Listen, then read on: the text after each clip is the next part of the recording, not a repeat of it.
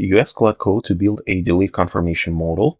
It says done. You open the browser. The button's in the wrong spot. The copy sounds like you're about to nuke the whole database, and now you're doing the thing every one of us does.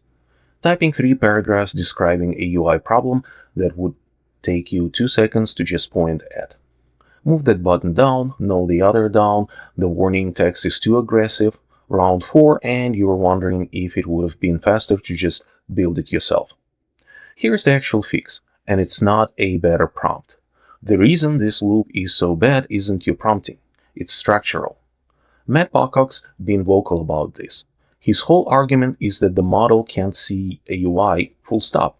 It can write the markup, but it has no idea if the spacing is off or the copy reads as scary.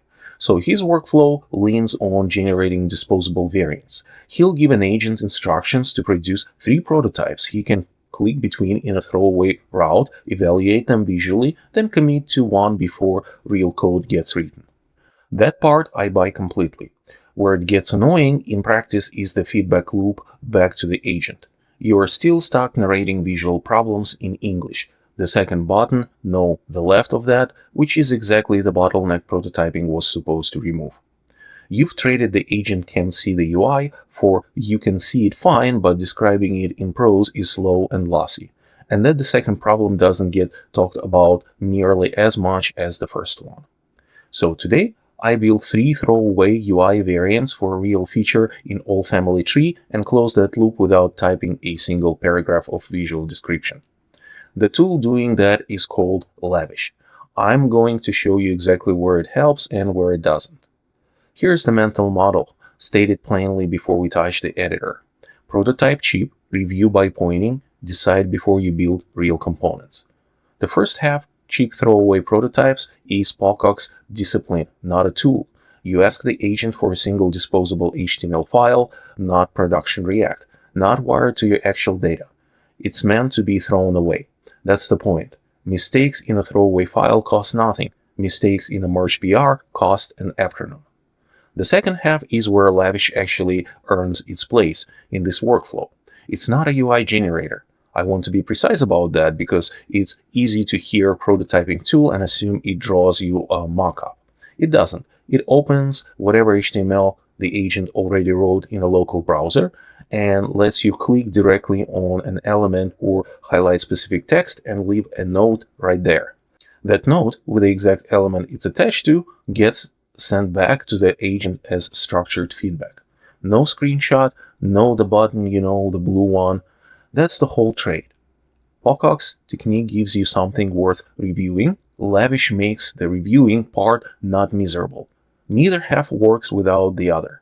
Throwaway prototypes with a clumsy review loop just relocate the bottleneck, and a slick annotation tool pointed at a production code defeats the entire purpose of prototyping in the first place, since now every note you leave is a note about something already expensive to change. I'm working on my AllFamilyTree app, Family Pictures feature, and here's the feature as it stands. Pick a family members, generate picture, it shows up here in Family Pictures. What's missing is simple. There is no way to delete one. If you don't like how it turned out or something just went wrong, it's stuck here permanently. That's what I'm building. Over to Claude Code, running Opus 4.8 in plan mode. The prompt.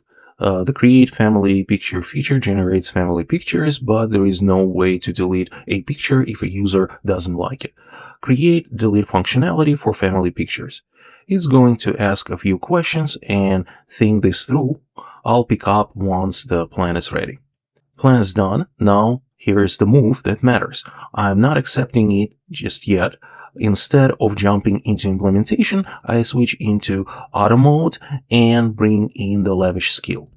If you haven't run into Lavish before, it's an AXI, an agent executable interface. Is just a CLI agent runs on your behalf. No dashboard, nothing to configure beyond installing the skill. If that's already familiar, skip ahead.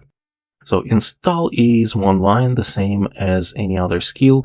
From there, it's just /lavish and prompt. What I ask for is use Lavish to give me 3 prototypes for delete feature, 1 file, tab switchable, 3 states I can flip between instantly, not 3 separate files I have to context switch between myself. Claude goes to work using Lavish and it opens the prototype in the browser, 3 tabs, plus a chat panel right there so I can talk to the same Claude Code session without leaving the browser or breaking my train of thought. First tab, click the trash icon, get a confirmation model, delete family picture. This permanently deletes it. I can click straight on that copy because maybe permanently deletes it reads a little more alarming than it needs to, and soften it. This seems to be a small edit, but it's the kind of thing that would have taken me full sentence to describe if I couldn't just point at the text itself. Second tab, delete happens instantly, but there is a 5-second countdown right on the picture, and undo. Honestly, not bad. Fast action, still a safety net if you tap the wrong picture. Third, a manage mode, tap in, multi-select, bulk delete several pictures at once. Try clicking into the selection state itself to annotate it directly, and it doesn't take the click. Not every custom control targets cleanly with this tool, worth knowing going in. Doesn't matter much here anyway, bulk delete is more than this feature actually needs right now. One picture at a time is the real use case. Before I go further, if you're enjoying this video, please hit the like button and subscribe to our channel for more videos like this. I'm gonna skip further rounds for time and just tell it directly in the chat. I like version A, let's lock it, update, plan if necessary. Then send an end. That closes the lavish session and hands control back to Claude Code.